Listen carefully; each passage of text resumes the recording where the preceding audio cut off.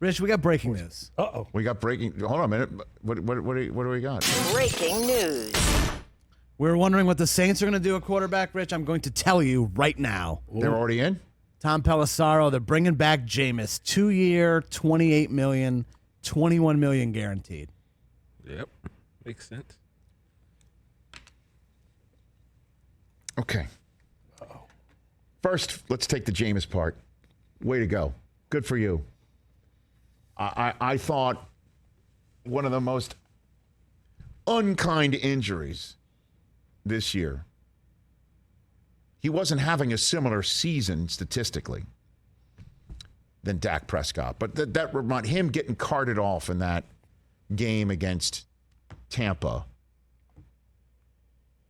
was one of the most unkind injuries I've seen in a while. Yeah. And it was the football gods just really sticking their finger in the eye of a story that was developing, right? Where he's getting his chance outside of Tampa, losing his job because Brady's like, I want to come there. And he gets a spot in New Orleans, and he gets carted off.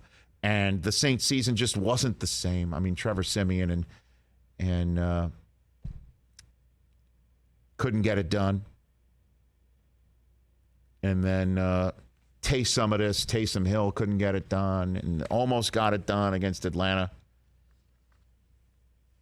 Man, oh man, oh man. The fact that Jameis has an opportunity to come back to New Orleans, and I can only hope after he blows out his knee that he's going to be ready to go. And it's a 2-year deal with $28 million. It is just compare it to what other quarterbacks are getting. And if you can get out of Jameis Winston a performance that is good enough to put 3 touchdowns on the board when the Saints play the Bucs, who the hell knows, right? Yeah. Who knows? Who knows? Jameis had 14 touchdowns, 3 picks last year. So the fact that he's got an opportunity is pretty cool. And again, the fact that it appears that Matt Ryan going to Indianapolis means Marcus Mariota is getting a shot. And then Trubisky's getting a shot in Pittsburgh. 2 number 2 overall selections who get supplanted in their towns where they're drafted in their first contract. Having to go somewhere else to back up, now getting a chance to start in places like Pittsburgh and Atlanta, goes to show you that anybody who's shoveling dirt on Baker Mayfield right now should be wary. And that's the only thing I would tell Baker, who's got a heck of a lot of pride and a huge chip on his shoulder for various reasons, because one, that appears to be his default mechanism to get him to be the first overall pick in the draft, and you get him to be a Heisman Trophy winning quarterback. That's the way he operates to get to be as good as he is.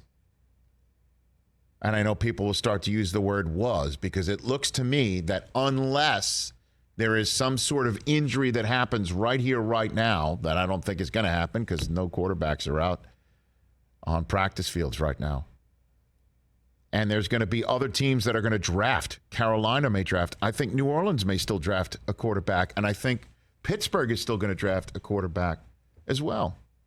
You got guys that are getting 2-year contracts in Pittsburgh and New Orleans. These teams are going to absolutely draft quarterbacks, I think, because that situation is taken care of for the next 2 years while they draft somebody who may need those 2 years to get properly acclimated.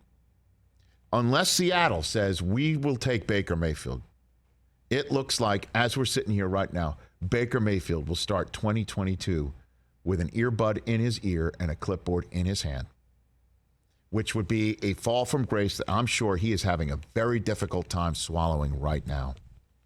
And I would too. I would be too. It's like, hey, did anybody see Hugh Jackson and Freddie Kitchens and my shoulder brace? Did anybody see what I did to get the Browns to the playoffs one year? Does anybody see what the offense looks like when it's run at a level that I'm comfortable with and I'm healthy enough to do? Did anybody see what happened? I know I threw that interception against Green Bay, but I was balling out in Lambeau Field against the eventual 1-seeded Packers. Does anybody see all that? Does anybody know what I've been dealing with around here? Does anyone understand? That's where the missive to Cleveland breaking up with the Browns before the Browns got a chance to break up with him comes from.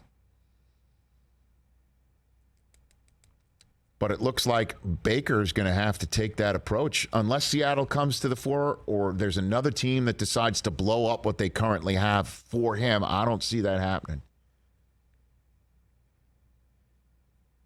But he and Jimmy G are appearing along with what, I guess, Andy Dalton to be the quarterbacks with seats that need to be added and the music continue to play in order for them to find a seat. And that's not the way the game of musical chairs operates. Oof. Wow. I think I got all that straight. I'm just trying to think off the top of my head. Because, Miami got Teddy Bridgewater, and the Giants got Tyrod Taylor, and will Seattle add Baker Mayfield to compete with Drew Lock? That sounds like something that they would Isn't that the want to same, get two into of the same here. guy? Huh? That's two of the same guy, though, right? So what does that matter? I mean, I don't know. Let's see, the best version of him wins. I mean, that's what Pete loves. He loves always competing. He loves competing, right? He loves competition. That's one way to compete with it and let it work out. Is that possible? Because if it's not, I don't know, where does he find his starting gig? Oh, my goodness. What a turn of events. And I know I'm being repetitive if you've watched all 3 hours of this program, but I'll do it one more time for everyone to see. It is exactly why Kyler Murray wants to get paid right now. Don't go into that fourth season without getting paid if you can force the situation otherwise. Because look at Baker entering season 5 without a starting gig. Went into season 4 riding high.